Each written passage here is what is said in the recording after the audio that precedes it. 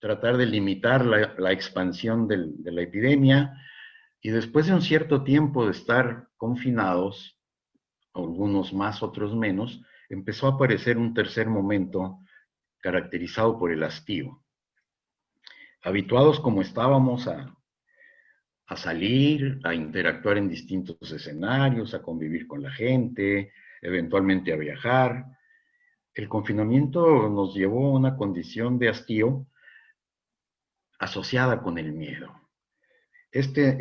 Acá se usa mucho la palabra enfado. Acá este enfado de estar encerrados, este enfado de no poder hacer lo que hacíamos antes, fue dando paso a una sensación vaga de incertidumbre. Esta sensación de no saber cuánto va a durar, no saber cuándo vamos a poder regresar a la normalidad, no saber qué hacer para defendernos efectivamente, porque fuera del confinamiento no había indicio, y a la fecha son bastante pobres los indicios que nos ayuden a pensar que esto va en una fase de control y que esté en vías de desaparecer. Entonces, esta falta de certezas, esta incertidumbre asociada, así como en un cóctel, con el miedo y con el hastío, nos hizo pensar a nosotros en la importancia de la resignificación. ¿A qué nos referimos con la resignificación? Cuando les digo que echamos de menos las salidas, la convivencia, el manifestar los afectos, etcétera, son cosas en las que antes no nos habíamos detenido a pensar. Era un mundo de vivencias, de emociones, de cosas compartidas que nos parecía tan normal y tan natural tenerlas que no las habíamos valorado. Y entonces, a partir de que perdemos toda esta posibilidad de seguir viviendo como estábamos acostumbrados, empiezan a tomar un nuevo significado las pequeñas cosas. Esos pequeños encuentros, el poder salir a la tienda, hacer el súper, todas estas cosas tan cotidianas, tan aparentemente insignificantes, asumen un nuevo significado. Pero no solo eso, también las emociones y los afectos se resignifican. Aquellos amigos con los que a veces hasta sentíamos cierto enfado de tener que convivir, empiezan a ser necesarios en la ausencia. Algún familiar que le tocó la pandemia fuera de casa y que tuvo que quedarse, empieza a hacernos más falta de lo que pensábamos. La mayor de mis hermanas estaba de visita en Guadalajara, ella vive en la Ciudad de México, y estaba de visita con una tía en Guadalajara, y cuando empezó la pandemia le dijeron todos, quédate allá porque ella es una adulta mayor, es mayor que yo 10 años. Y se fue quedando y se fue quedando, y apenas hace 2 o 3 semanas pudo regresar a su casa, y entonces estuvo 8 meses fuera de casa, y toda la familia extrañándola, y toda la familia echándola de menos. Y entonces esa cercanía, ese afecto, adquieren nuevos significados. Y de esto vamos a hablar, de todas las cosas que hemos de resignificar a partir de la pandemia. ¿Quieres comentar, Silvia? Entonces nos dijeron, quédate en casa, ¿no? Dijeron, quédate en casa, pero no es obligatorio, ¿no? Entonces, de alguna manera nos decían, quédate, pero no te quedes, ¿no? No pasa nada si no te quedas.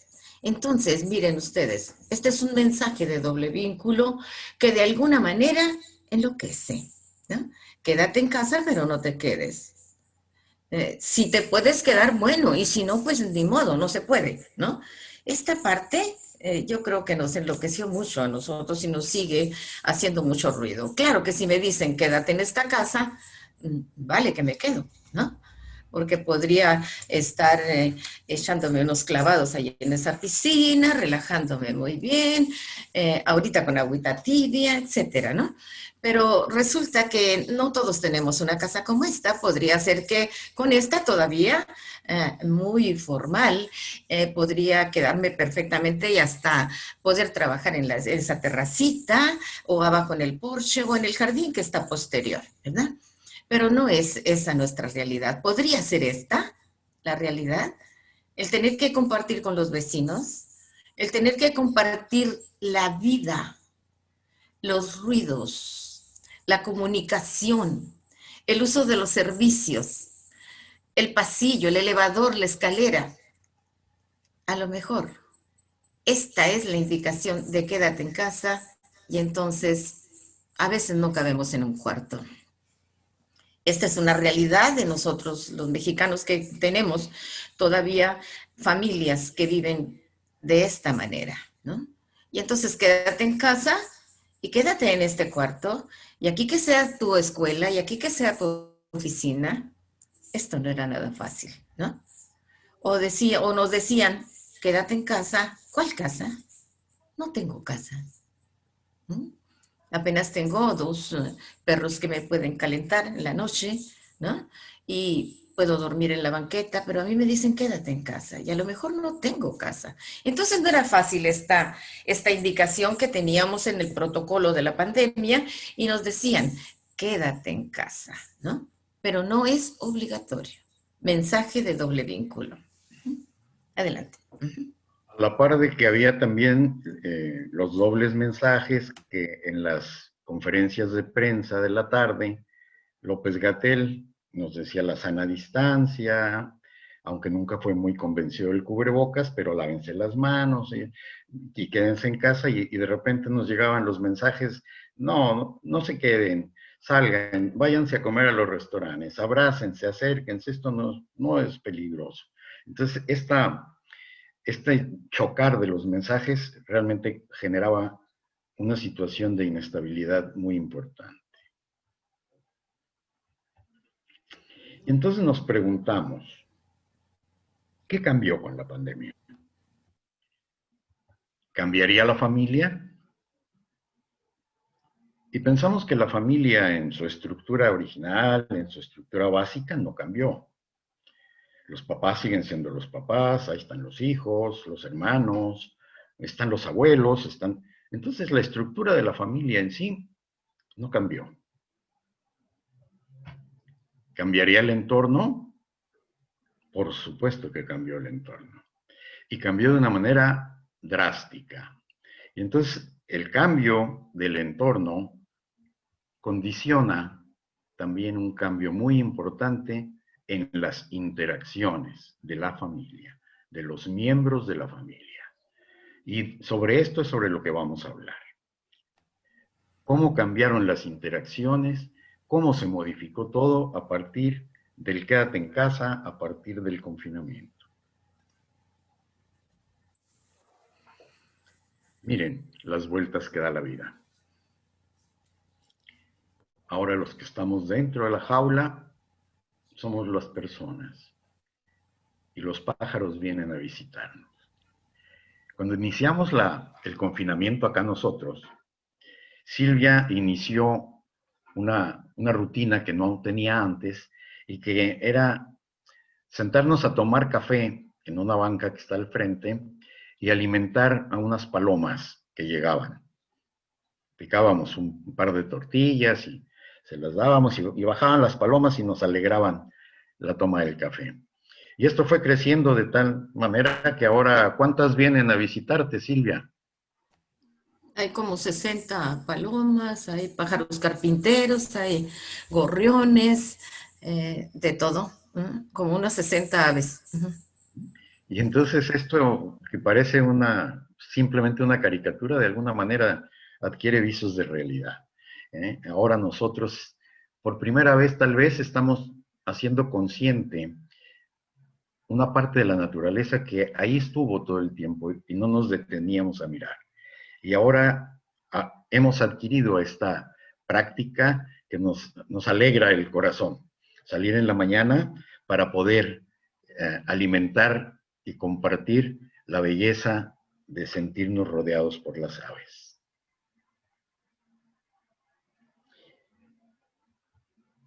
¿Alguien ha oído hablar de la banda de Moebius o de la cinta de Moebius? La presentamos acá porque nos pareció que era una metáfora que representa perfectamente lo que nos sucedió con la pandemia. Moebius fue un matemático alemán por allá, de finales del 700, una cosa así, que hizo este descubrimiento, que ahorita les vamos a enseñar cómo se hace, y generó esta curiosidad matemática, que es la cinta o banda que lleva su nombre, la banda de Moebius.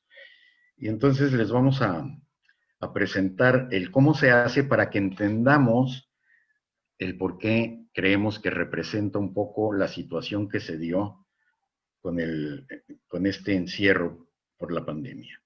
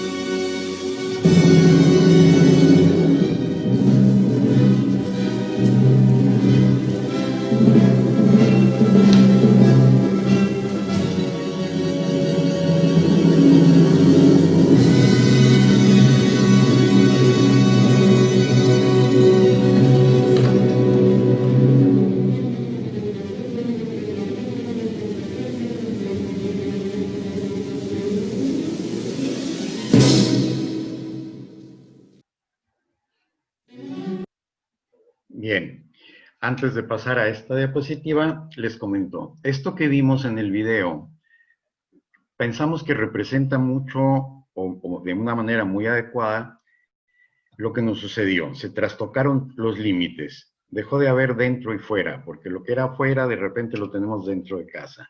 Tenemos a los chicos tomando clases en la casa, tenemos a los padres trabajando desde la casa, tenemos las amas de casa teniendo que acomodar sus labores a las necesidades, a los requerimientos de todos aquellos que normalmente se iban de la casa a cumplir con sus funciones. Y entonces este dentro y fuera, de alguna manera, se trastoca como lo que pasa en una banda de Moebius. Y realmente esto tiene que ver con la pérdida, con la traslocación de los límites. Y lo vamos a ver un poco más adelante. Pero también se da otro fenómeno, ¿lo quieres comentar, Silvia? De la entropía. Fíjense que cuando nosotros empezamos a estudiar a la familia desde el punto de vista sistémico, trabajamos con las propiedades de los sistemas. Una de estas propiedades de los sistemas es la entropía, ¿no? Que es el máximo desorden dentro del sistema. Cuando nosotros, antes de la pandemia, teníamos un orden en el sistema familiar, en donde nosotros de alguna manera teníamos establecidas rutinas, ¿no? Para levantarse, para usar el baño, para el desayuno, para ir a la escuela, para ir al trabajo, para la hora de la comida, qué día podíamos juntar la ropa para lavar, qué día pasar la basura. Había un orden, ¿no? Y de repente, cuando se pierden los límites, como lo menciona el ejemplo de la banda de Moebius, entramos en una característica del sistema que se llama, en una función que tiene el sistema, que se llama entropía, ¿no? Es decir, si nosotros tomáramos el ejemplo de colocar varias esferitas o canicas dentro de un recipiente lleno de agua y lo ponemos a hervir, o sea, le damos calor, las bolitas empiezan en la ebullición a moverse y a chocar entre ellas, ¿no? De tal manera que entre más calor exista dentro del sistema, las bolitas empiezan a moverse con más desorden, ¿no? Y se empiezan a chocar entre ellas y a tener interacciones inexplicables, a veces que no nos podíamos imaginar. Algo de esto nos sucedió en casa, ¿no? En casa empezamos con el desorden. De repente teníamos la oficina en casa, teníamos la escuela en casa, pero seguíamos teniendo que tener la función, ¿no? Que correspondía en el hogar. Y entonces de repente la mamá tenía muchos roles, el papá también tenía muchos roles, pero también los hijos empezaron a tener otros roles, ¿no? De repente eras mamá, eras maestra y eras trabajadora, ¿no? Igual el papá le sucedía lo mismo. Y entonces se perdieron los límites, ¿no? De repente la cocina tenía otra función, se convertía en la cocina en la oficina, a lo mejor la barrita de la cocina, la mesita de la cocina, servía para que estuviera un niño tomando clase y en otro cuarto otro niño tomando clase, etcétera. De tal manera que cuando teníamos ese orden establecido, se descompuso, ¿no? ¿Aumentó el calor? Sí, aumentó el calor, como en el ejemplo de las bolitas en ebullición, ¿no? Aumenta la fricción entre nosotros. Yo no estaba acostumbrada a estar las 24 horas en relación con mi marido. Además, él trabajando en su oficina y yo en la mía. Pero además haciendo todas las demás funciones de los diferentes roles que me tocaba o que me toca hacer, ¿no? Y también los niños, ¿no? ¿Cuántas horas podíamos nosotros estar con ellos? Ellos podían estar encerrados, ¿no? ¿Qué pasaba porque ya no podías ir al parque? ¿Qué pasaba porque no los podías llevar al deporte al que estaban acostumbrados? Y entonces las fricciones en este sistema empezaban a aumentar, ¿verdad? Esto generó una entropía en el sistema. Adelante. Y entonces esos dos elementos aparecen abruptamente en la vida de las familias. La pérdida de límites y el incremento de la entropía. Y entonces, fíjense, nosotros estudiamos la familia como sistema. Y como sistema, la familia contiene subsistemas. Entonces ahorita Silvia les comenta acerca de los subsistemas. Entonces, según la ley, el subsistema, los tres grandes subsistemas que conforman el gran sistema familiar es el subsistema conyugal, el subsistema paterno-filial y el subsistema fraterno, ¿no? ¿Con qué fines tenemos esta clasificación? Bueno, desde el punto de vista legal, desde el punto de vista de los derechos humanos y desde el punto de vista de nuestro actuar como personas en los subsistemas a los que pertenecemos, ya que la ley nos marca determinados comportamientos los que tenemos nosotros que respetar, ¿verdad? Pero también nosotros podemos hacer otros subsistemas dentro del gran sistema familiar. Podemos tener el subsistema de las mujeres, el subsistema de los hombres, podemos construir el subsistema de los que trabajan, de los que no trabajan, de los chicos, de los grandes, ¿no? Etcétera. Podemos hacer varios subsistemas dentro del gran sistema familiar. Pero nos vamos a quedar con estos tres grandes subsistemas que nos marca la ley. ¿Para qué? Para conocer los límites que tiene cada uno de los subsistemas y con ellos poder ubicar la interacción que estaría afectada en estos momentos de la pandemia. ¿Eh? Entonces vamos a hablar de las dos funciones del subsistema conyugal, de las dos funciones del subsistema paterno-filial y de las dos funciones del sistema fraternal. Adelante. Fíjense, hemos hablado repetidamente de los límites en el sistema familiar y los límites tienen varias funciones dentro de la organización de los sistemas. Nos ayudan al buen funcionamiento porque determinan una serie de características de los sistemas. Entonces, ¿para qué nos sirven los límites en el sistema familiar? Primero nos definen quiénes somos de la familia, definen quiénes somos los miembros, definen qué rol tenemos, definen las funciones que nos corresponden a cada quien, nos permiten identificarnos, de alguna forma nos aclaran quién es cada quien dentro del sistema familiar y para qué está, cuáles son sus derechos y cuáles son sus funciones. Pero no solo nos definen, también nos contienen. ¿Y a qué nos referimos cuando decimos que nos contienen? Bueno, el concepto de familia, la pertenencia al grupo de la familia, nos brinda una sensación de seguridad, nos brinda un sentido de pertenencia a un grupo mayor, nos brinda el orgullo de ser parte de una familia. Y esta función de contención de los límites, que no es solamente restrictiva, yo desde la biología hago la comparación y me remito a la célula, que sería la unidad fundamental de la vida, ¿no? De los organismos. Y entonces la célula está definida, delimitada por la membrana. La membrana celular contiene todos los elementos que la célula necesita para cumplir sus funciones y estar viva. ¿Qué sucede cuando una célula se rompe la membrana? Deja de ser un ser vivo.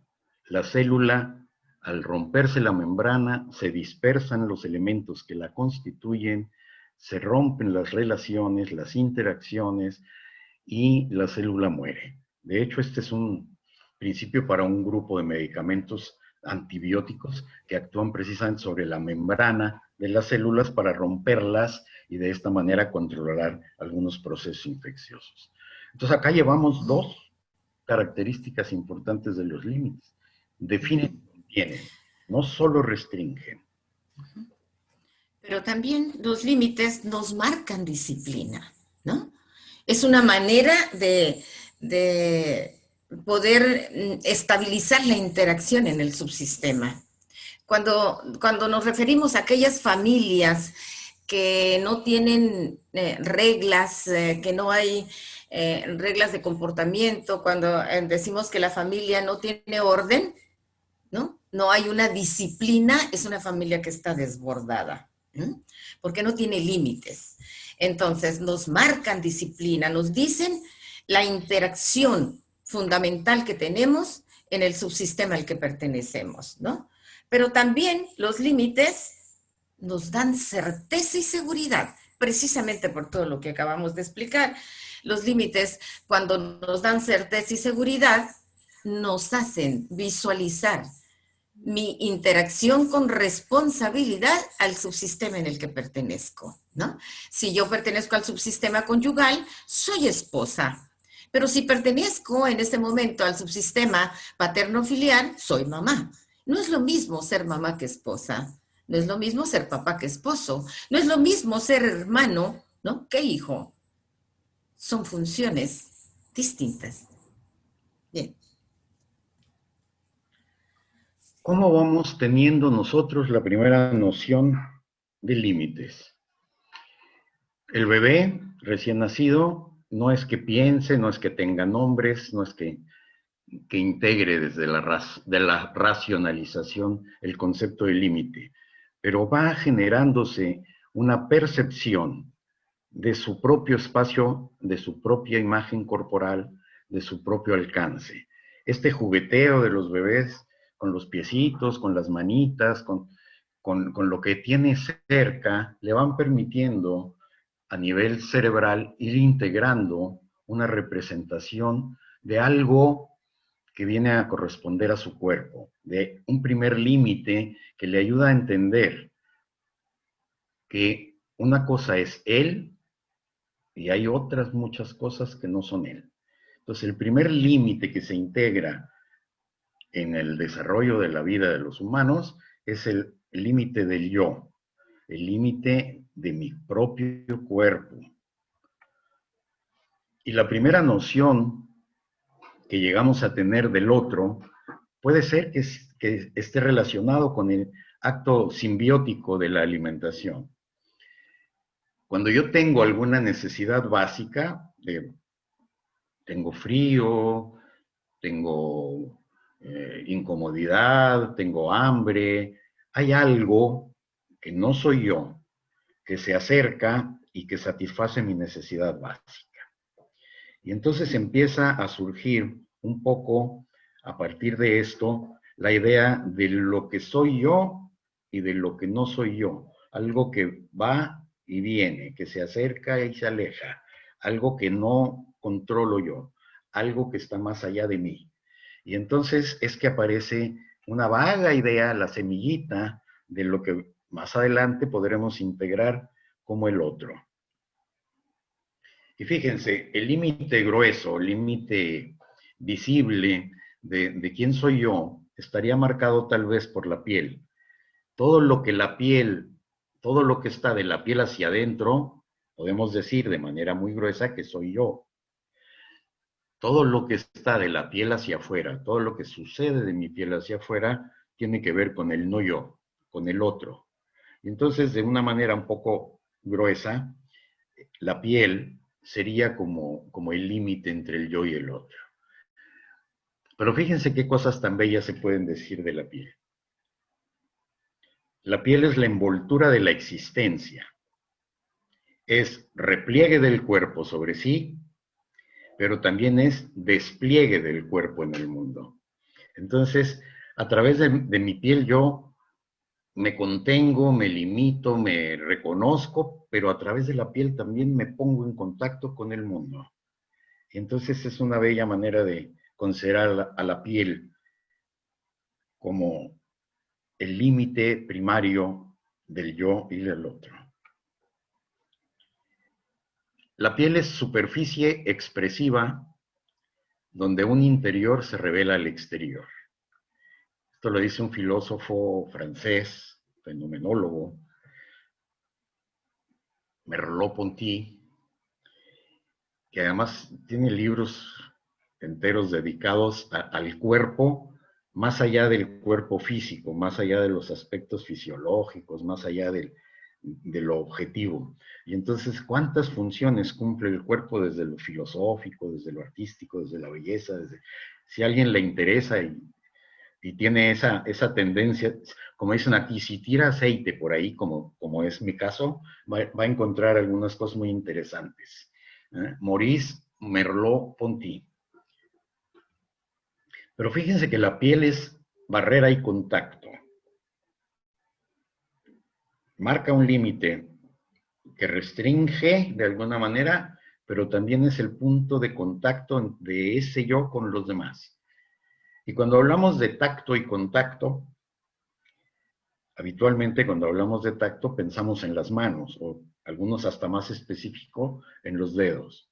Y sin embargo, el tacto es una de las cualidades, de las características que tiene toda nuestra piel.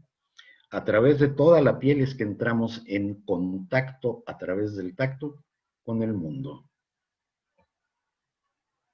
Y algo muy interesante, fíjense, esto tiene que ver con un elemento muy importante de la interacción de los humanos, que es la comunicación. Y entonces hay quien dice, la piel es un lugar de comunicación. Entonces, ojalá que esta reflexión acerca de la piel les lleve a ver su piel de una manera distinta. Entonces, con esto es más o menos fácil entender quién es el otro para mí. Desde el yo puedo entender al otro. Pero qué tan difícil y complejo resulta imaginar quién soy yo para el otro. Porque esto implicaría colocarme dentro del otro, conocer su visión, conocer su perspectiva, conocer su historia, tener su dotación genética, haber vivido lo que ha vivido el otro, para poder imaginar cómo me puede percibir a mí y entonces quién soy yo para el otro.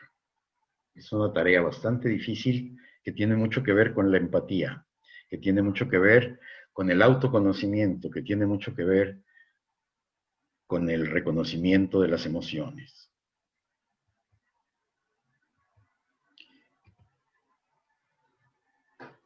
Y entonces, una vez que dejamos atrás esta parte de los límites del yo con el otro y nos remitimos ya al escenario del confinamiento, al escenario de la convivencia de la familia en situación de confinamiento, tenemos que reconocer que aparte de los límites que determinan por la función del subsistema en el que cada quien pertenece, también se están afectando límites de dos tipos fundamentales. Los límites espaciales. Hemos hablado hasta el cansancio de cómo los espacios de la casa adquirieron un nuevo significado. La recámara, que antes era mi espacio privado, de repente se convierte en el centro donde todo el mundo tiene que venir, porque resulta que solamente hay un módem en casa y el módem está en mi recámara. Entonces los chicos tienen que venir a hacer su tarea cerca del módem. Entonces el espacio que era privado, que era mi espacio, que era mi refugio cuando quería yo estar solo, ahora ya no lo es. Pero la cocina, que era el sitio de reunión para la comida, tampoco es más solo el sitio de la comida. La cocina también puede ser espacio de trabajo, también puede ser espacio de estudio. Y entonces el resignificar los espacios de la casa, del hogar, ha sido una necesidad que resulta de las nuevas condiciones que nos impone el confinamiento. ¿Qué podemos hacer? ¿Cómo organizarnos para utilizar de una manera ordenada los espacios comunes? ¿Cómo podemos aceptar la pérdida de privacidad de los espacios privados? ¿Cómo podemos organizarnos para la utilización, por ejemplo, del baño en el caso de una familia que tiene 8 integrantes y un solo baño? ¿Cómo nos organizamos para poderlo hacer? Y entonces también esto tiene que ver con la pérdida de los límites temporales. Como decía Silvia hace un momento, teníamos muy bien determinados, muy bien marcados, muy bien reconocidos y establecidos los tiempos de convivencia, los tiempos de trabajo, los tiempos de estudio, los tiempos de descanso, y eso lo dábamos como una realidad inamovible, lo dábamos como un hecho. Sin embargo, al tener que vivir confinados en un mismo espacio, la totalidad de los miembros de la familia, y en algunos casos, aún agregándose algunos otros miembros que por determinadas condiciones de salud o de requerimiento de cuidados se han tenido que trasladar a casa de los hijos o se han tenido que juntar familias, etcétera. Entonces, ¿cómo organizar, cómo respetar los límites temporales? Nos decía Rafael Cota, un maestro que nos dio algunas tips para trabajar en los escenarios virtuales de aprendizaje. Él trabaja desde hace más de 15 años con escenarios virtuales y eventualmente trabaja con gente que vive en localidades que tienen usos horarios distintos. Y entonces él, en una fase inicial de su trabajo, atendía a todo mundo a la hora que le llamaba, hasta que se dio cuenta que estaba enloqueciendo, estaba en un caos total. Porque cuando le hablaba a alguien con 9 horas de diferencia, cuando él quería dormir, los otros estaban en pleno día y estaban en plenitud de actividad. Y entonces lo que se dio cuenta de que no podía continuar con este desorden de temporalidades. Y entonces se organizó de tal manera que dijo, mi horario es, a partir de ya, voy a trabajar de tal hora a tal hora. Voy a dedicar este otro espacio de tal hora a tal hora para comer, este espacio de tal hora a tal hora para descansar, este espacio para convivir, este espacio para aseo, este espacio, y entonces su día lo fue organizando con rutinas y respetó sus horarios para no perder el orden de una manera total como estaba sucediendo. ¿Qué ha pasado en la gran mayoría de nuestras familias? Ante la incertidumbre de cuánto va a durar esto, no nos dimos a la tarea de marcar esquemas de organización de los tiempos y los espacios. Y entonces eran a libre demanda. Y entonces los chicos de repente están con la televisión a las 12 de la noche y entonces no se pueden despertar temprano. Y entonces aunque tengan clase, pero como la toman en la televisión, pero como la repiten en la noche, perdieron esto del horario de tal a tal hora es escuela. El descanso tampoco está ordenado y es absolutamente necesario tener un horario de descanso. Las comidas, que eventualmente eran todos reunidos a cierta hora para compartir los alimentos, se tornaron en un desorden, porque cada quien cuando tiene hambre va a la cocina, toma alguna fruta, coge un cereal, se sirve un taco y se va a su recámara porque está haciendo su tarea. Y entonces toda esta desorganización de las interacciones, lo que ha favorecido es una enorme cantidad de fricciones, de choques, de interacciones que pueden desencadenar crisis por conflictividad. Por no entrar en el tema que vamos a tocar más adelante, de cómo se ha disparado las interacciones violentas y de abuso en las familias a partir de este encierro prolongado. Entonces, es muy, muy importante hacer o rehacer un esquema que nos permita organizar, retomar nuestros límites espaciales y nuestros límites temporales en el actuar cotidiano. Porque esto nos afecta en todos los ámbitos, en lo laboral, en lo escolar, en lo familiar y muy importantemente en lo personal. Entonces la invitación es, revisen cómo están organizando su día, revisen cómo está integrada la actividad en sus familias y consideren la necesidad de retomar los límites en las nuevas condiciones de vida.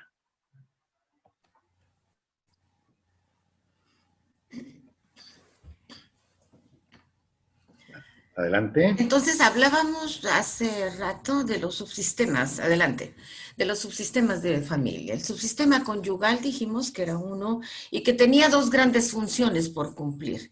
¿Cómo interactuamos en el subsistema conyugal la pareja? Bajo dos grandes funciones. Una sería la complementariedad. Tú tienes lo que yo no tengo, yo tengo lo que tú no tienes. Y vamos complementándonos, ¿no? De hecho, seleccionamos pareja con esa idea, ¿no? Generalmente. Y entonces, en ese sentido, posiblemente el hecho de la función de la complementariedad no estaría tan afectada como la siguiente, que sería la acomodación mutua. Estas dos grandes funciones sostienen una interacción de la pareja, digamos, normal. ¿Qué es la acomodación mutua? Es esa capacidad que debemos de tener como pareja de ceder una parte de mí al otro para obtener ese sentido de pertenencia. Pero no pertenencia de posesión, sino pertenencia de el pertenecer al grupo, al nosotros. Él y yo somos nosotros, ¿no? Somos la pareja, ¿no? Ese sentido de pertenencia a la pareja, al sistema familiar. Entonces, esa capacidad que uno tiene de ceder al otro una parte de mí para obtener ese sentido de el nosotros, de pertenencia, ¿no? Podemos decir, bueno, nosotros somos la pareja de la familia Sánchez, nosotros somos la pareja de la familia X, ¿no? Entonces es un sentido de pertenencia. Fíjense, dos grandes funciones desde el punto de vista sistémico que consolidan la interacción de la pareja, ¿no? ¿Dónde creen ustedes que ahorita, en tiempos de pandemia, podamos nosotros detenernos a pensar un poquito dónde se ha generado más el conflicto? Y seguramente que pensarán que en la acomodación mutua, ¿no?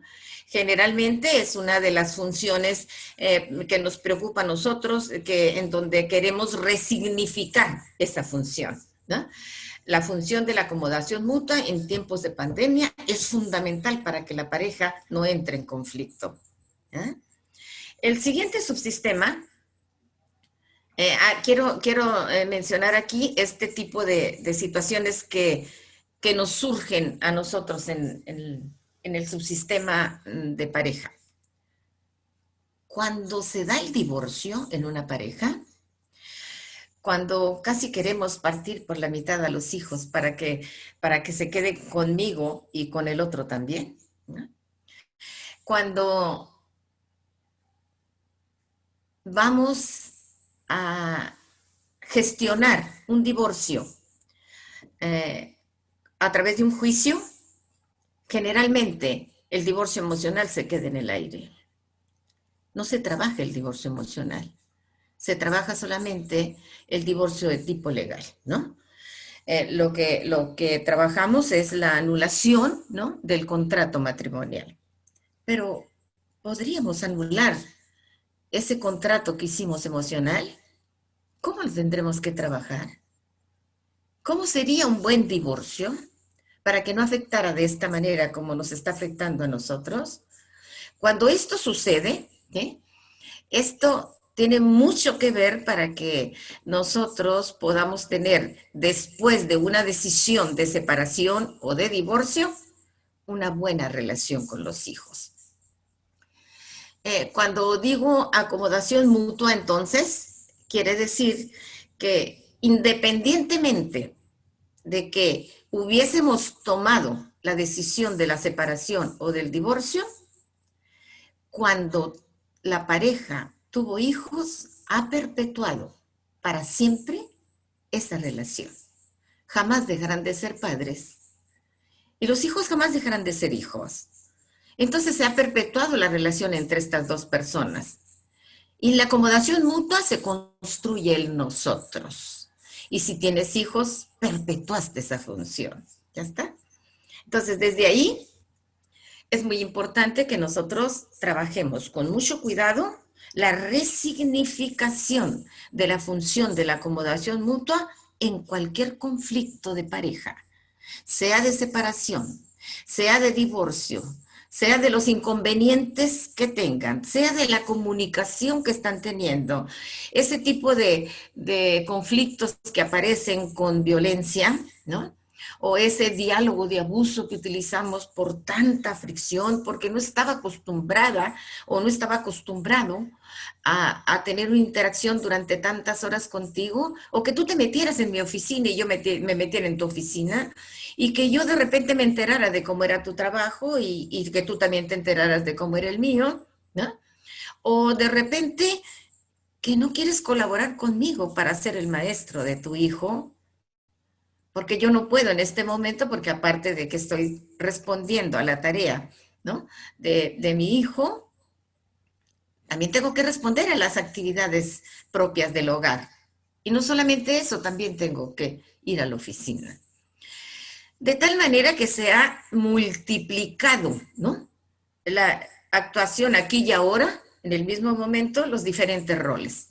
Y es un cruce de roles, son unas interacciones así medias tortuosas que se dan porque no nos detenemos a pensar el momento en que nos toca. ¿Desde dónde estoy actuando? Ahorita, como mamá, entonces debe ser diferente si soy esposa. ¿Estoy actuando como esposa? ¿O estoy siendo la mamá de mi marido? ¿Cómo estoy ahorita en este momento? Fíjense la confusión de roles que puede haber si no nos detenemos y no hacemos pausa para que nosotros podamos ver lo que nos está sucediendo en ese momento. Bien, podemos pasar al subsistema siguiente, que es el subsistema paterno-filial. ¿Qué tipos de conflictos nos van a aparecer aquí? Con estas dos grandes funciones, fíjense, tan importantes, este subsistema se sostiene con la aplicación de la autoridad y con la capacidad de negociación.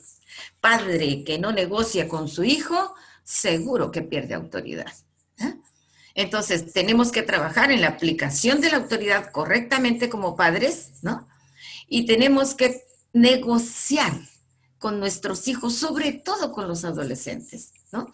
Es una negociación, me das y te doy. Mi mamá decía que la vida es un trueque, me das y te doy, ¿no? Y yo soy una convencida de eso. Entonces, cuando nosotros aplicamos la negociación con nuestros hijos, esto funciona de diferente manera. Y ahora hay que echar mano de varias herramientas, ¿no? No solamente de la negociación, porque en este momento estás jugando diferentes roles.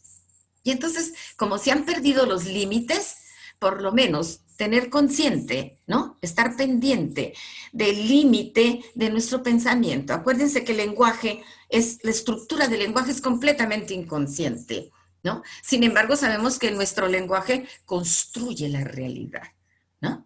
Entonces, ¿qué tan importante va a ser lo que yo le indique a este niño, a mi hijo, ¿no? La indicación que yo le dé. ¿Cómo aplico yo mi autoridad? ¿Me detengo a pensar? ¿Cómo voy a decir esta frase? ¿Cómo le voy a pedir las cosas? ¿De qué manera voy a negociar? ¿Cuál va a ser el trueque? Etcétera. Cuidar nuestro lenguaje, ¿no? Eso es también estar dentro del límite del pensamiento, ¿ok? Entonces, un ejemplo que dábamos en esta diapositiva es esta falta de límites que tenemos con los adolescentes, ¿no? ¿Cómo poner límites a nuestros hijos adolescentes? Comunicándonos. La comunicación es la clave, ¿ya? Pero tenemos que comunicarnos en el rol que nos toca. Si yo me comunico con mi hijo como si fuera el esposo de mi esposa, no me va a tomar en cuenta. Él me tiene que sentir su padre o su madre.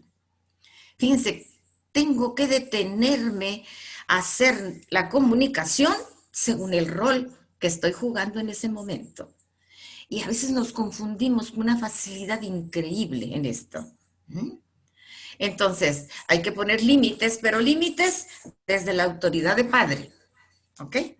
Hay otro tipo de conflictos que se dan en esta dinámica, que es esta falta de autoridad, la negación, la anulación de la autoridad, que esto es muy común que suceda.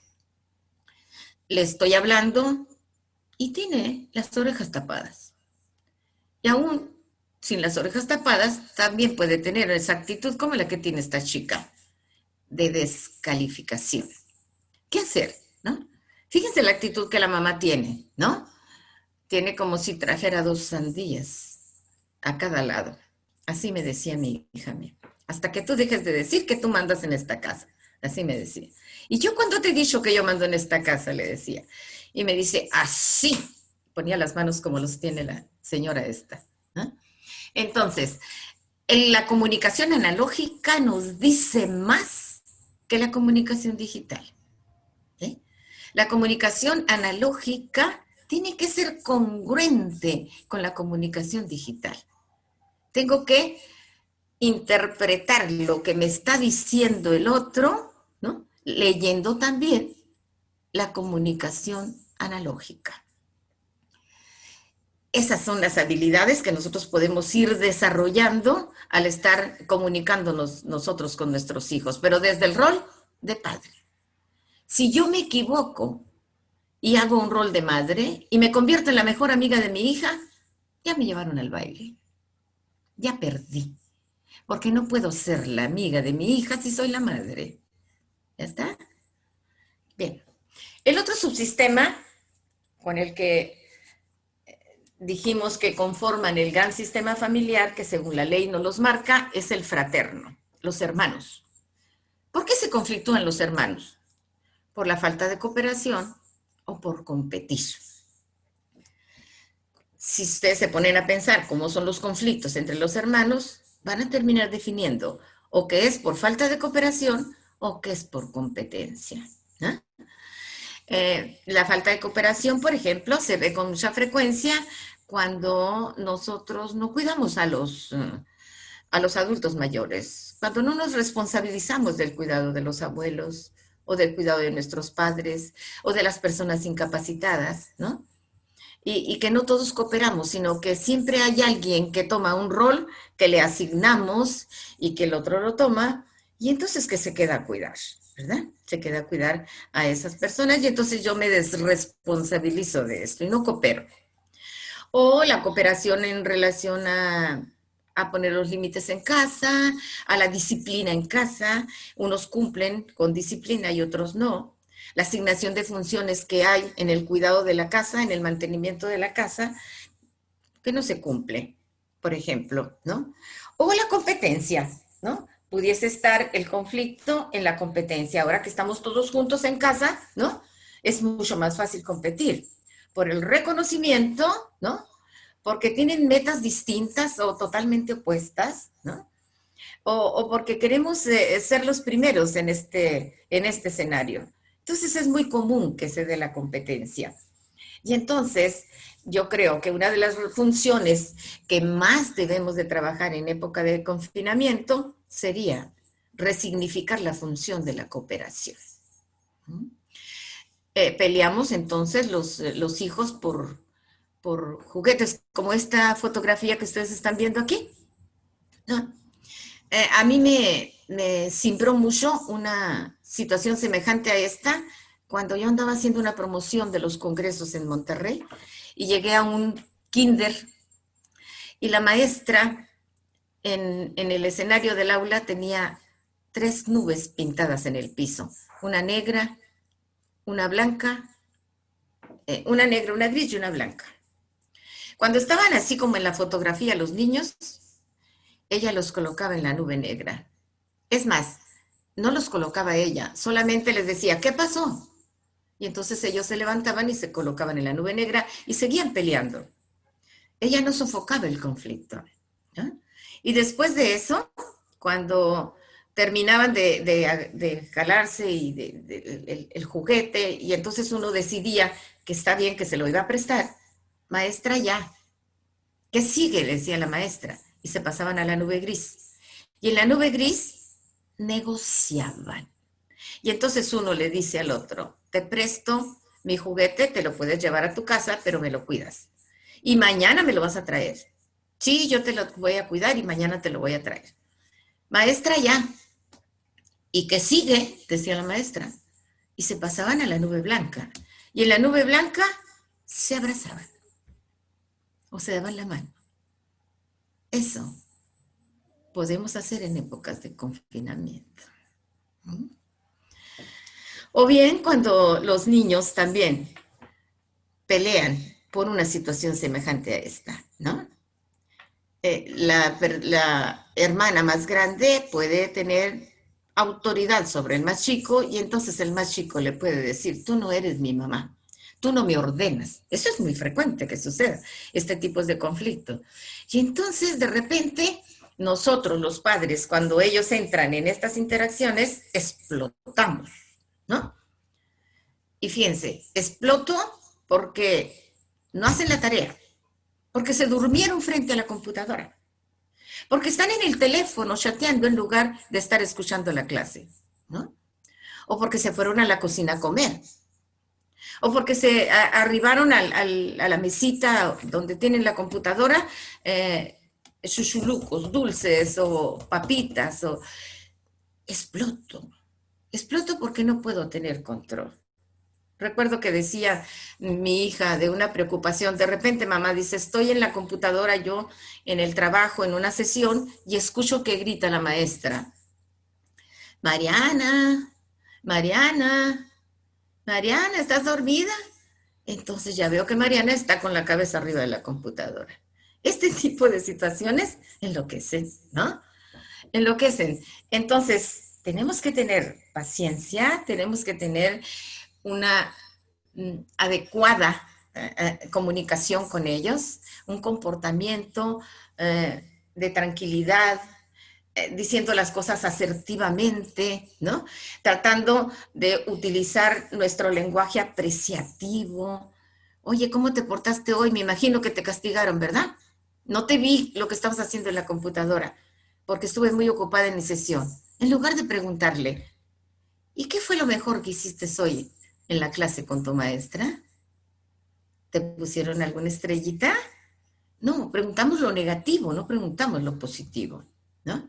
Entonces, en este sentido, yo creo que tenemos muchas cosas que hacer todavía nosotros y ponernos a, a estar conscientes de que si hemos perdido límites porque mi casa se convirtió, ¿no? En la oficina y mi casa se convirtió en la escuela, tengo que redoblar el esfuerzo. Tengo que resignificar la función de la cooperación en este subsistema, por ejemplo, ¿verdad? Entonces hemos dicho que hay tres grandes, ¿no?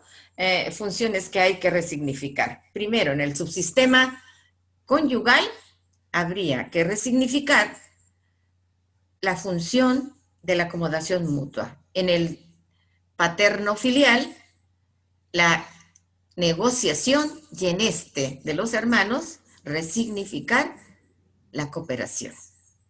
Fíjense lo que nos pasaba a nosotros cuando estábamos en la pandemia. Esta es mi hija y esta soy yo. No podíamos tocarnos.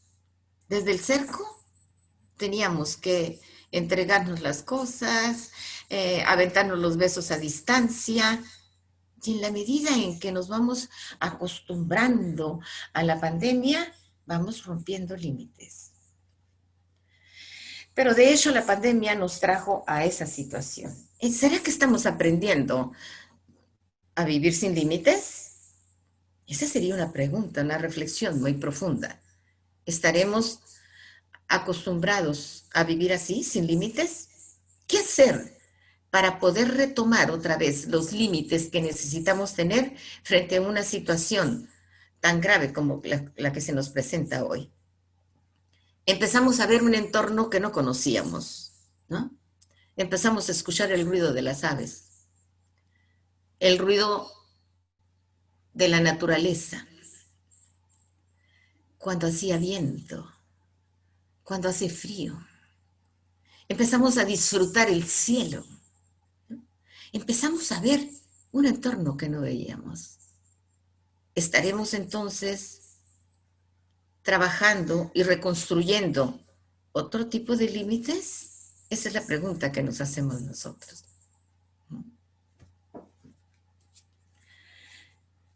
Entonces, concluyendo, Miguel, sí. Desafortunadamente, esto que dice Silvia tan bellamente, de todo lo que hemos resignificado en cuanto a la naturaleza y esto que es muy lindo, muy deseable, pero no solo eso ha estado pasando. Hoy en la mañana en el noticiero y desde ayer hemos estado escuchando los reportes a propósito de la fecha que se conmemora. 25, violencia. ¿Cómo se ha incrementado la violencia? Entonces, los reportes que se están teniendo de casos de violencia intrafamiliar desde que se inició el confinamiento van en aumento. Hubo una primera tendencia para negarlo, pero los números son apabullantes.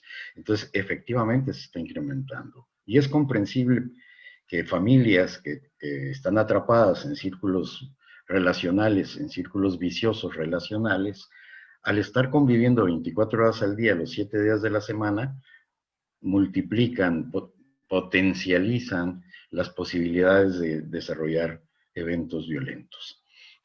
Esto y el abuso de menores, el abuso sexual de menores, también se ha disparado.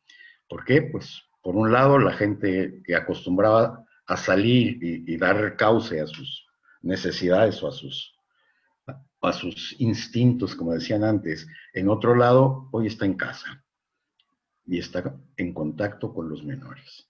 Entonces, este es el lado feo, este es el lado preocupante, este es el lado delicado que también tenemos que ver, ¿no? Y entonces, pensando en eso, creemos que el resignificar funciones de los subsistemas se aplica no solo para los subsistemas a los que pertenece cada función, sino que los podemos hacer extensivos a todas las interacciones que estamos teniendo durante el confinamiento. Y entonces fíjense que a partir de la función de la acomodación mutua, podemos llevarlo a todos los ámbitos, no solo la relación de pareja, para desarrollar un mayor grado de flexibilidad. Y cuando hablamos de flexibilidad, estamos evocando la capacidad que tendremos que poner en juego de ceder una parte de nuestra visión del mundo, de nuestros derechos que tengamos, de nuestras necesidades, para adecuarlas a las necesidades de todos los demás, a fin de encontrar situaciones de equilibrio que bajen, que descienda la presión que se está dando de estas interacciones forzadas que han resultado del confinamiento. Junto con la flexibilidad que estamos proponiendo, hay que incrementar nuestra capacidad de negociación. Si hay un solo baño y hay 8 usuarios, tendremos que negociar entre todos algún rol para la utilización de los servicios sanitarios. Lo mismo que el uso de los espacios, que la televisión, que etcétera, ¿no? Entonces tendremos que retomar esta capacidad de negociación con una actitud abierta, de buena voluntad. No podemos ir a negociar pensando en que nos tienen que conceder todo lo que yo digo. Tenemos que ir a negociar abiertos, flexibles, con la posibilidad de ceder una parte para lograr una ganancia. Y la ganancia que está aquí en juego es el equilibrio, es la estabilidad de las relaciones de la familia. ¿Y cómo se logra esto? Aparte de flexibles y negociando, mostrando una actitud colaborativa. Las labores de la casa ya no son de mamá solamente, ya no son obligación de mamá. Las labores de la casa nos competen a todos. ¿Por qué? Porque ahora todo el día estamos acá, ensuciamos más, desarreglamos más, desordenamos más, y tenemos que aportar algo de nuestra parte para resolver esto.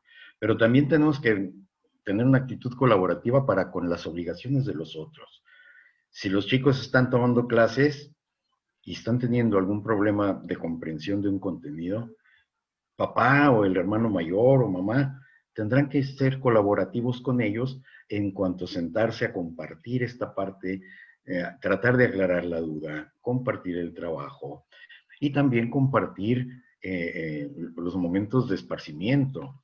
Ya no podemos decir, yo voy a ver el fútbol y se aguantan todos y yo pongo la tele. Tendremos que de alguna manera ir logrando con actitud colaborativa los acuerdos, los consensos y todo en función de lograr esta meta dorada, cuasi utópica, que sería vivir en equilibrio, recuperar el equilibrio que nos permita seguir navegando en estas nuevas condiciones que nos ha impuesto el confinamiento.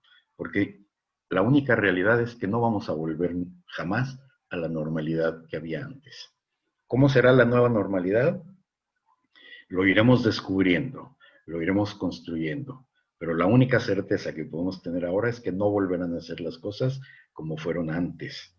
Y entonces tenemos que tener una actitud colaborativa, capacidad de negociación y flexibilidad, teniendo muy presente el interés común por encima del interés personal. Este sería un poco el resumen. ¿Y será que necesitamos reconstruir límites o crear nuevos límites? ¿Sí? ¿No? Pensaba yo en los derechos humanos también, ¿no? ¿Cómo es posible, ¿no? Todo esto que se nos está afectando ahorita de una manera increíble, ¿no? Reconstruir límites. Recordaba yo lo que tú les dijiste a los alumnos del Cerezo. Por aquí lo tienes, ¿verdad? ¿Quisieras pasarlo, por favor? Muy al principio, cuando yo creo que fue la primera o la segunda semana de confinamiento que nos empezábamos a sentir como presos, estábamos en la sobremesa y recordamos, hemos tenido la fortuna de trabajar con grupos de personas privadas de su libertad en el Cerezo, en el ITAMA, que es la institución estatal donde se recluyen los menores infractores, y hemos interactuado bastante con ellos. Y entonces, sintiéndonos como presos, se me ocurrió escribir, a mí me da por escribir en servilletas. Entonces escribí esta servilleta pensando y dirigida hacia algunos de estos alumnos de los cursos que hemos dado en el Cerezo. Y entonces yo les decía, hoy estamos parejos, no podemos salir. Regálame un consejo para poder sobrellevar el encierro. Mi libertad se convierte en algo tan deseado como la tuya. A mí me limita el miedo, a ti la norma. Ambos podemos soñar con un mañana libre. Y en eso estamos, en construir esa nueva libertad, ese mañana que esperamos que sea luminoso para todos. Si no tienes algún comentario más, concluimos la presentación acá, Silvia, y abrimos espacio. Sí, abrimos espacio para quien quiera hacer algún comentario, ¿no? Tenemos algunos minutos, Antonio, ¿sí? Suri, tenemos algunos minutos para comentar. He estado leyendo algunos mensajes por aquí del chat. Hay gente participando. Sí. Sí, doctora, muchas gracias. Muy interesante todo lo que nos ha compartido. Sí, más bien hubo muchas personas que nos compartieron sus puntos de vista, de su experiencia.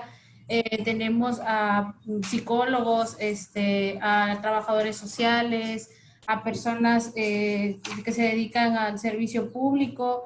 Se conectaron también de las ciudades de Campeche, de Michoacán, de Ciudad Altamirano, de Puebla, de Tamaulipas. Entonces, pues, de alguna manera todos ellos nos pudieron compartir pues un poco más de su experiencia, ¿no?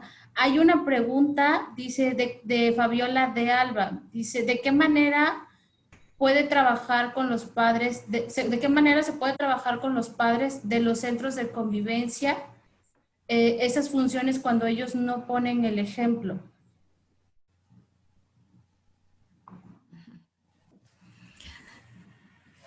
A ver, ¿de qué manera se puede trabajar con los padres? ¿Otra vez? Ajá, ¿de qué manera pues, se puede trabajar con los padres? Nosotros que estamos aquí en los centros de convivencia, cuando ellos no ponen el ejemplo. O sea, ¿cómo nos pudiera usted como compartir algunas ideas, como por ejemplo lo que comentaba, ¿no? De la maestra de la escuela con los niños.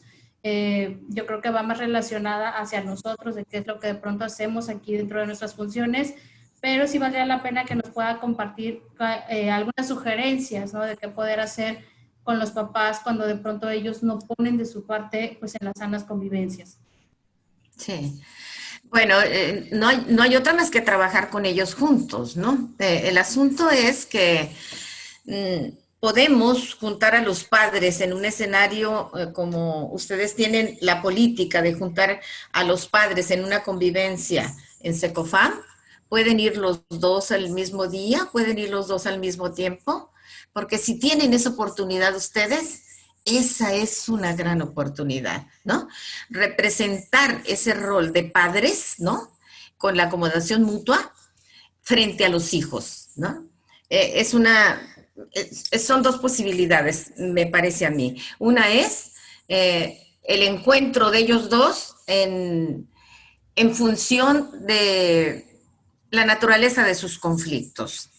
¿Cuáles son los conflictos que con más frecuencia se presentan entre ustedes para atender de una manera más efectiva al niño, ¿no? Al niño que ustedes que tienen ahí la convivencia?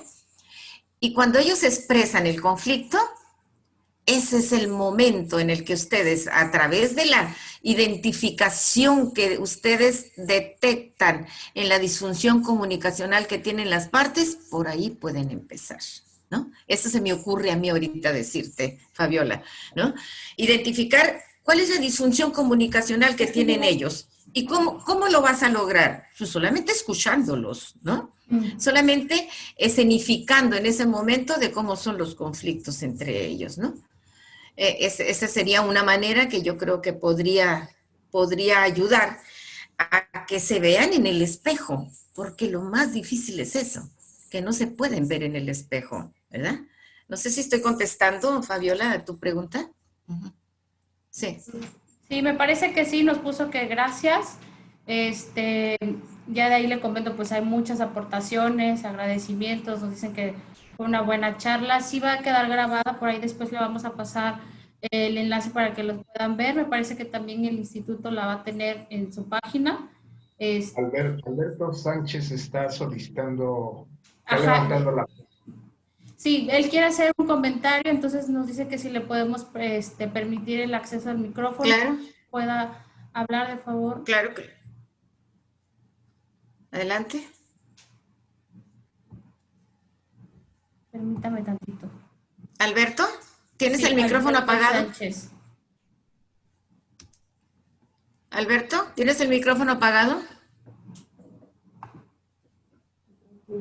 Creo que sí, ya lo tiene. Ya está abierto, gracias. Okay. Muchas gracias. Muchas felicidades, querida maestra, también a nuestro compañero, a su compañero expositor. Gracias nuevamente por estos brillantes conocimientos.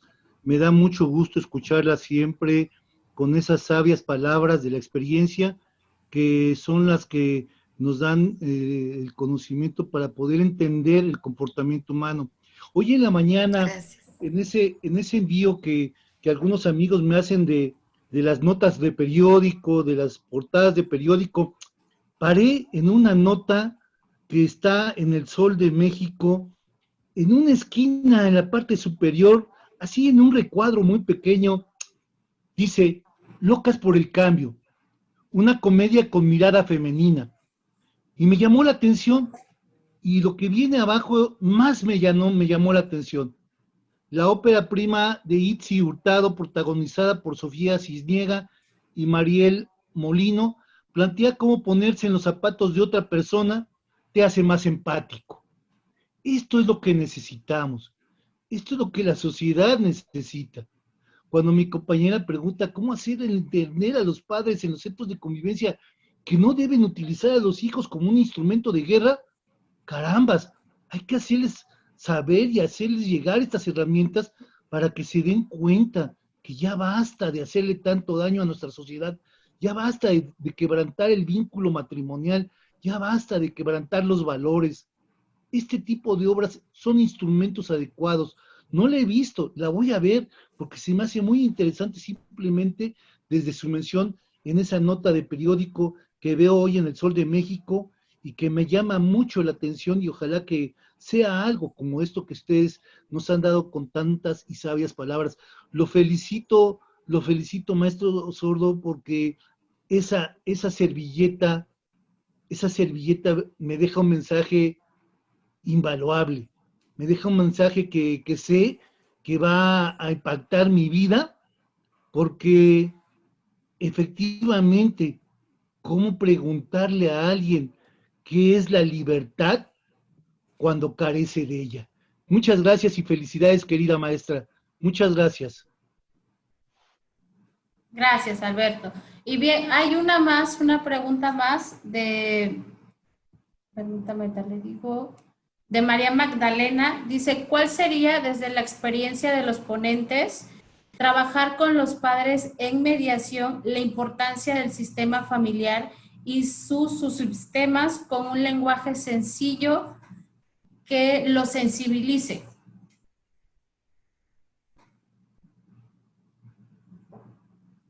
Pero la pregunta es, ¿cuál sería la estrategia? ¿Cuál sería, desde su experiencia, yo creo que sí, la estrategia, o que les pudiera compartir desde su experiencia, trabajar con los padres, la mediación, ¿no? ¿Cómo sería trabajar la mediación? Y sensibilizarlos a través de los subsistemas familiares, con un lenguaje sencillo. Claro, de hecho así trabajamos en mediación familiar, ¿no? Los conflictos que se reciben en mediación familiar, así son. Si yo recibo un conflicto relacionado con un hijo, tengo que citar a los padres y al hijo afectado, ¿no? O a los hijos afectados. Pero yo no puedo citar a la pareja para resolver un conflicto entre padres e hijos. Tiene que ser en el subsistema en el que se está generando el conflicto. Así trabajamos en mediación. A través de esta dinámica tenemos el enfoque sistémico en el análisis de los conflictos familiares, y esta es una manera que es muy exitosa sobre todo para los conflictos entre padres e hijos. ¿Qué trabajamos ahí? Trabajamos la manera de comunicarse. Analizamos la naturaleza del conflicto que traen ellos en ese momento, analizamos el rol que se está jugando en ese momento, ¿no? Hay un ejemplo que Miguel menciona mucho del policía, Miguel, ¿no? Cuando llega el papá con la hija y ella llega vestido de policía. ¿Quieres comentar algo de esto? Y ahorita termino yo de explicarle a ella. Sí, es un caso que nos compartió un compañero mediador yo creo que era de Quintana Roo. Llega un policía con su hija a solicitar una mediación por un conflicto del subsistema paterno-filial, pero el policía viene uniformado y con su arma de cargo. Entonces el mediador muy hábilmente le pregunta: don Pedro, ¿usted es el papá de esta chica? Sí. ¿Ustedes tienen un conflicto de padre e hija? Sí. Pero también es usted policía. También soy policía. Le quiero preguntar, ¿quién es el que viene a tratar el conflicto con la chica? ¿El papá o el policía? No, pues el papá. ¿Le podría solicitar que deje su arma de cargo afuera y que la próxima vez procure venir sin el uniforme?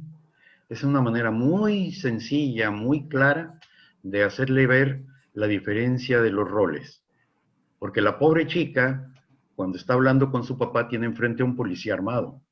Y aunque fuera su padre y esté muy acostumbrada, el impacto que tiene tratar de resolver un conflicto con alguien que representa a la autoridad, con ese uniforme y con el pistolón al cinto, por supuesto que modifica el escenario. Entonces, recuperar los roles, recuperar los subsistemas y no salirse de los subsistemas para la mediación.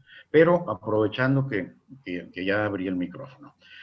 A propósito de lo que hablaba Alberto Sánchez ahorita, de las estrategias que se pudieran implementar para mejorar este asunto de la relación intrafamiliar.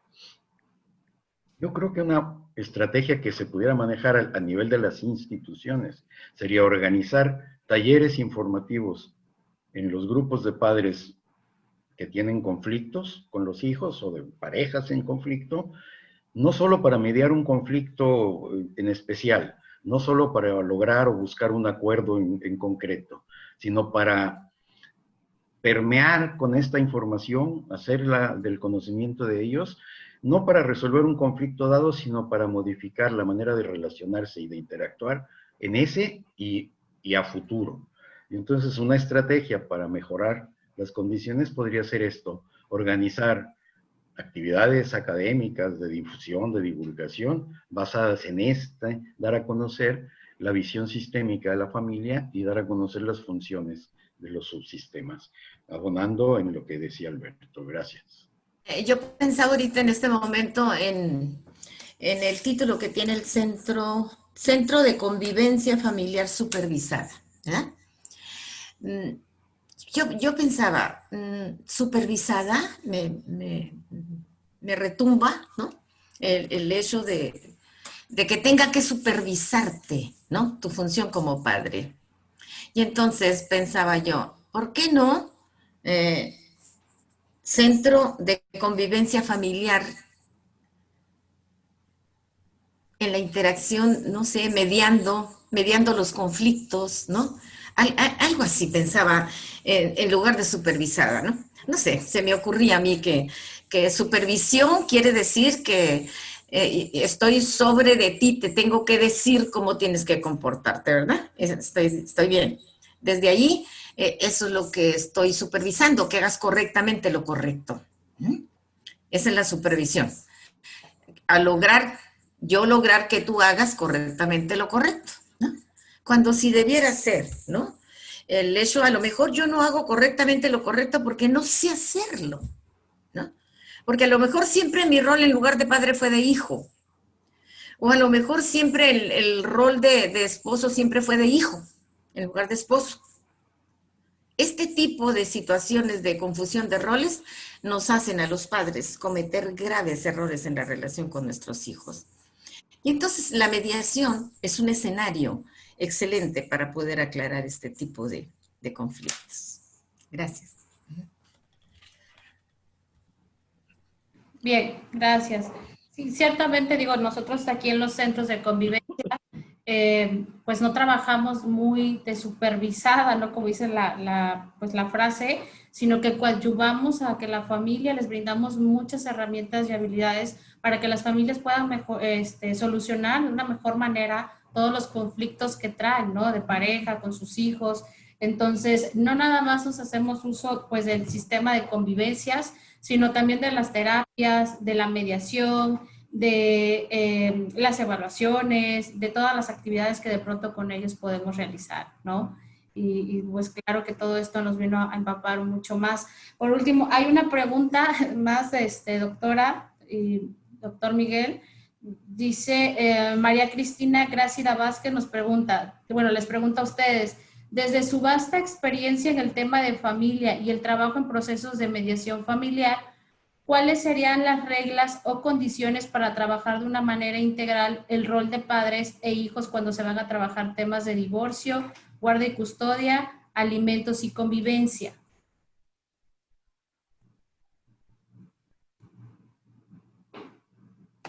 Bueno, es una respuesta muy amplia, ¿no?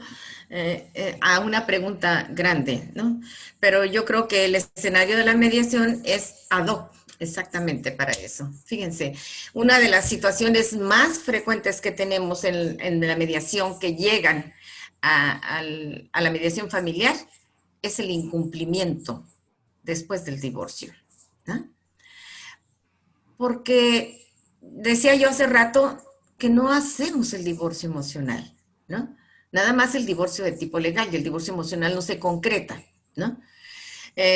Una cosa es que se pueda acabar la relación conyugal, pero no se acaba nunca la relación de padres. Fortalecer la relación de padres en un divorcio es una tarea en mediación, ¿no? Entonces, cuando se fortalece la relación de padres, exactamente, se tiene que tocar todos los escenarios posibles que se van a dar cuando uno de ellos está fuera de casa, ¿no? Desde los alimentos, cómo se van a dar, desde cómo van a ser los rituales nuevos para la familia cuando no está uno de los miembros en la casa, ¿no? ¿Cómo va a ser ese ritual de la primera comunión? El ritual de las vacaciones, el ritual que hacemos en Semana Santa, el ritual que hacemos en Navidad, o sea, acordar todos esos escenarios es fundamental en un divorcio, ¿no? Tenemos que también quitarles la culpa a los hijos que sienten cuando los padres se divorcian, ¿no? Y entonces esa interacción de los hijos, ¿no? Meterlas en esta dinámica a los hijos de la toma de decisiones de los padres, es fundamental que ellos tengan el conocimiento de para qué lo hicieron, no por qué lo hicieron, porque no les interesa el por qué, les debe de interesar el para qué. Y para qué es presente y futuro, no el por qué. El por qué es una historia que no vas a resolver, ¿no? Que ya sucedió, que ya pasó. Pero si todos los hijos en el momento de trabajar el divorcio, en el escenario de la mediación, les das a conocer el para qué, es otro boleto. El comportamiento de los hijos será diferente. El comportamiento de los padres también. ¿Ya? Por ahí podríamos, ¿no?, trabajar. A mí se me ocurre que este tipo de centros deberían de tener la línea de la mediación, ¿no? También. Imagínense tener un centro de mediación ahí adentro del SECOFAM. ¡Oh, genial! Háganlo. Serían los primeros ustedes en el país que lo tengan. Órale, Suri. Sí, de hecho ya nosotros lo teníamos anteriormente, pero al día de hoy en Guerrero se han creado los centros de mecanismos alternativos de solución de controversia. Entonces también atienden materia familiar y pues bueno, ellos ya pasaron a pues estar... Se canalizan. Más independiente, y nosotros trabajamos mucho en coordinación con ellos porque constantemente estamos requiriendo del servicio de la mediación. Adelante, doctor. Desde hace rato veo al licenciado René queriendo participar. René, adelante. Te veo inquieto, licenciado René. Desde hace rato. ¿Quisieras participar? Tienes el micrófono apagado. A ver si le pueden activar el micrófono. Sí, ha estado haciendo varios comentarios y aportaciones. No alguna pregunta, pero bueno, vamos a darle el espacio al licenciado René. Él es, de hecho, procurador del sistema DIF. Entonces, licenciado René, si gusta participar. Muy buenas tardes, René Miranda, para servirles. Estamos como procurador del Sistema de Protección de Niños, Niñas y Adolescentes. Doctores, muy nutrida, pues esa conferencia muy nutrida, gracias. Hay muchos problemas, estamos comentando ahorita por el chat, de que tenemos para evitar tanto problema. Aquí en el DIF municipal estamos a la mano con SECOFAM igual y con el juzgado familiar. Y desgraciadamente SECOFAM solo atiende problemas del juzgado familiar, lo que le canaliza al juzgado familiar, porque así trabaja el SECOFAM. Nosotros atendemos al pueblo en general, estamos mucho más cerca de la gente, estamos viviendo los propios problemas de la familia. Comentábamos que sería excelente tener talleres, pero talleres completos prematrimoniales. Antes de unirse en familia, antes de unirse en matrimonio, hacerles saber a los futuros esposos los problemas tan complejos que existen. El matrimonio, quien esté con la idea de que es pura felicidad y puro abrazo y puro papacho, pues es una equivocación completa, porque todos los que estamos casados sabemos que hay muchos problemas.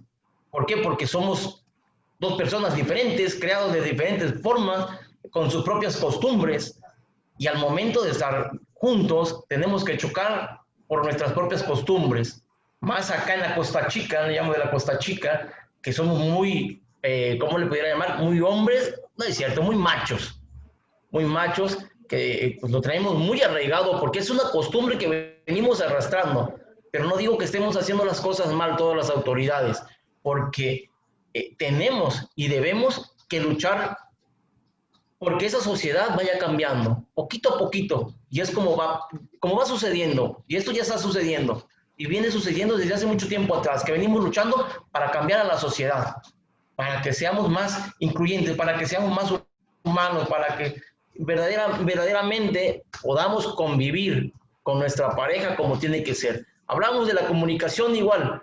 Les pregunté yo en el chat, le digo, pues, ¿en verdad nos comunicamos con nuestra pareja de forma correcta? Pues claro que no, porque no tenemos esa costumbre de comunicar. Es muy complejo. Hablar de eso solamente quiero comentarles que DIF municipal aquí en Ometepec, Guerrero, estamos completos. Desgraciadamente, pues no somos muchos, pero lo que estamos trabajando con todo. En toda la etapa de la pandemia hemos estado llenos en psicología, en el departamento de psicológico está completito. Todos los días, desde las 9 de la mañana hasta las 4 de la tarde, tenemos personas atendiendo por el problema tan grande que se nos ha venido dando con lo de la pandemia.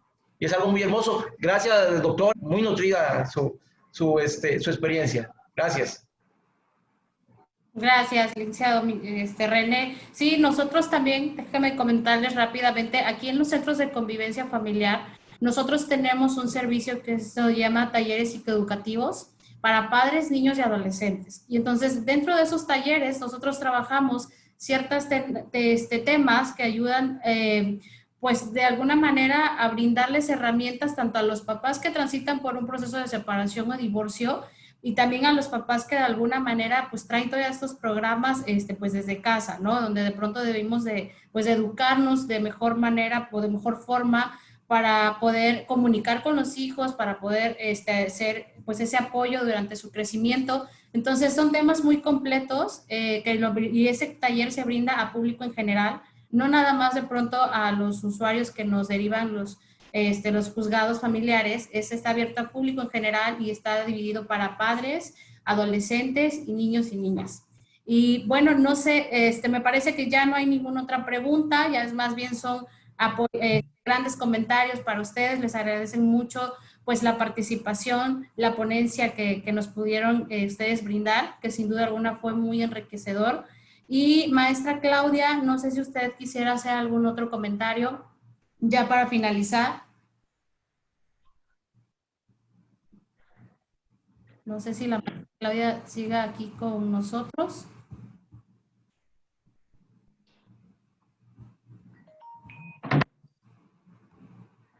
No la veo. Me parece, a ver, bueno, perdón, no, sí, psicólogo. ¿Podemos activar su micrófono, de favor, a la maestra Claudia? Está tratando ella de participar para ya al final. Sí, me parece que su micrófono no lo ha de poder otra vez activar, hay que brindarle como el acceso. Déjenme la busco rápidamente.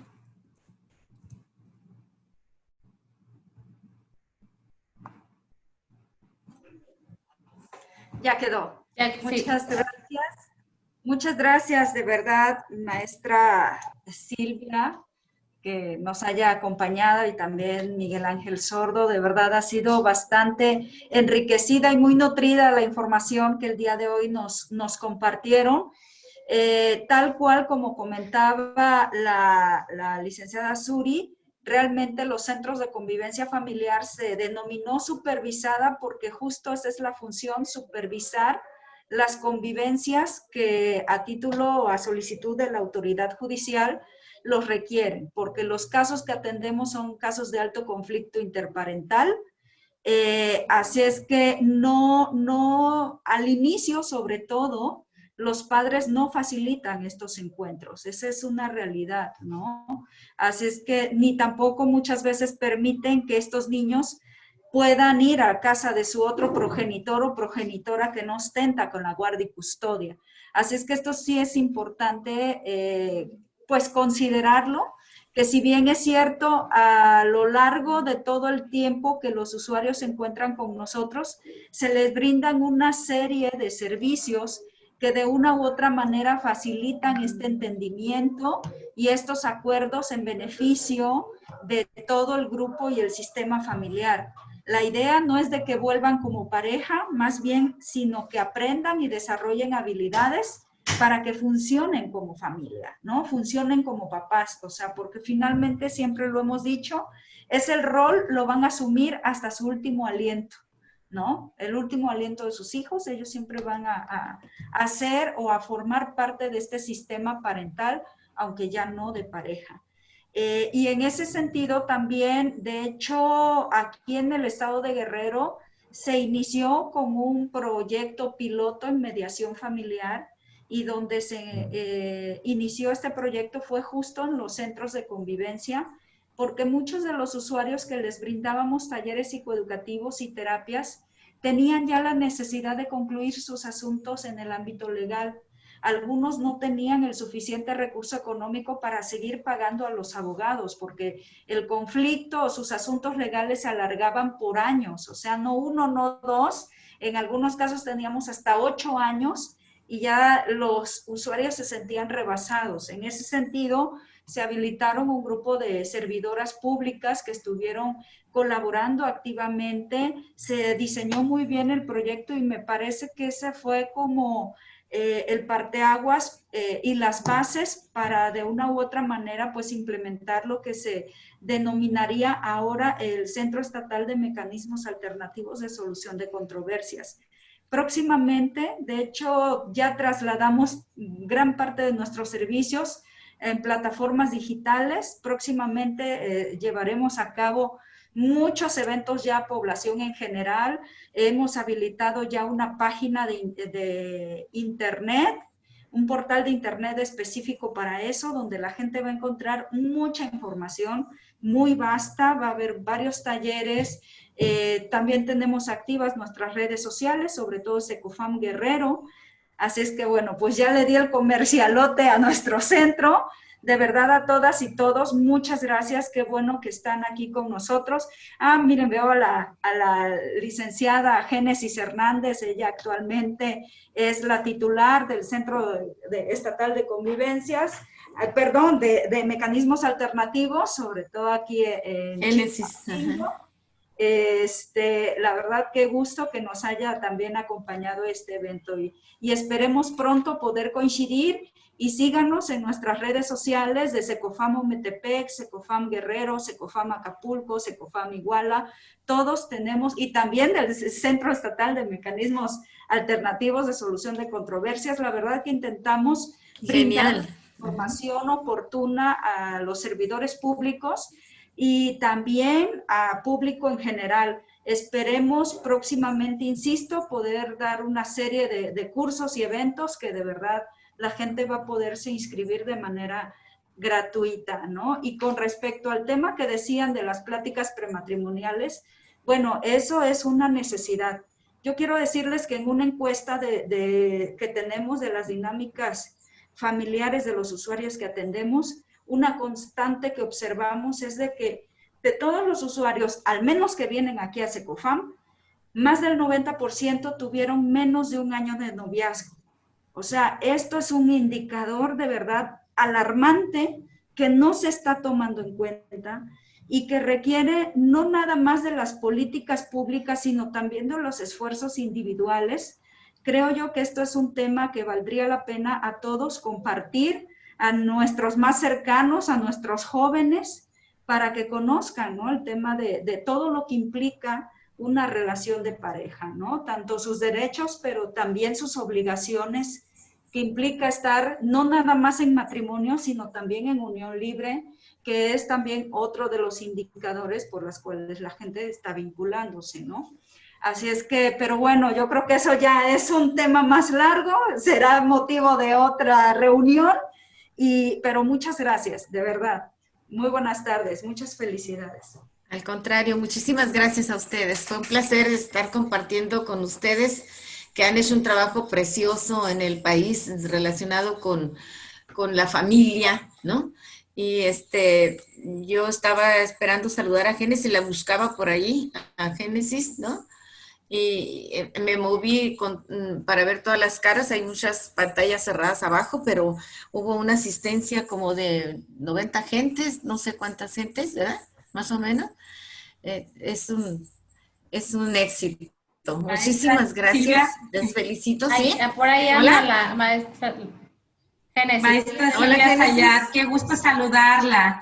Igualmente. Me tocó por ahí dar un tema hace un ratito para la Universidad de Guerrero sobre mecanismos y por eso me conecté un poquito después, pero quiero agradecerle todos sus conocimientos, maestra Silvia, porque sin duda fueron la base fundamental para nosotros trabajar este proyecto de mediación familiar en Secofam, que fue con la maestra Claudia, trabajando de la mano, innovando en un procedimiento que no teníamos, el que no había como un antecedente también en algún otro Secofam de algún estado de la República, Trabajamos muy bien 4 años y dimos solución a conflictos que tenían 5 años, 6 años en proceso legal, y que ahorita nos permite tener también esas bases sólidas para trabajarlo ya en el Centro Estatal de Mecanismos Alternativos de Solución de Controversias. El 65-70% son asuntos familiares y tenemos la fortuna de habernos formado con los mejores. Y eso, sin duda, es mucho trabajo de usted y de sus discípulas que aquí estamos, maestra Silvia. Gracias. Qué saludar también a todos los compañeros y pues aquí estamos a la orden. Muchas gracias. Gracias, José Antonio. Gracias Silvia, gracias Miguel, muy honrados y gustosos de haberlos tenido con nosotros en esta grandiosa celebración. Gracias por haberse unido, gracias por haber estado y compartido todo este aprendizaje, indudablemente que ha sido muy enriquecedor. A nombre del Poder Judicial del Estado de Guerrero, agradecemos muchísimo la participación de quienes hoy nos acompañaron. Hubo por ahí varios alumnos de las maestrías que hemos tenido en mediación y conciliación, personal de los centros de convivencia familiar supervisada y asimismo del Centro Estatal de Mecanismos Alternativos. Gracias, buenas tardes, cuídense mucho. Buenas tardes. Gracias, maestra Silvia. Gracias, doctor Miguel. Muchas gracias Miguel. por todo, ¿verdad? Gracias por aceptarme la invitación. Gracias. Hasta luego. Nos vemos. Felicidades, Secofam Huatepec. Gracias, psicólogo José Antonio. Felicidades. Felicidades, Muchas Suri. gracias, doctora Silvia. Gracias, psicólogo. Gracias, Clau. Buen día, Génesis. Cuídense. Ay, gracias a todo mi equipo de Secofam, que sin ellos no hubiera sido posible este evento hasta ahorita. Claro. Aquí con sus listas. Muchas gracias por todos, chicos. Hasta luego.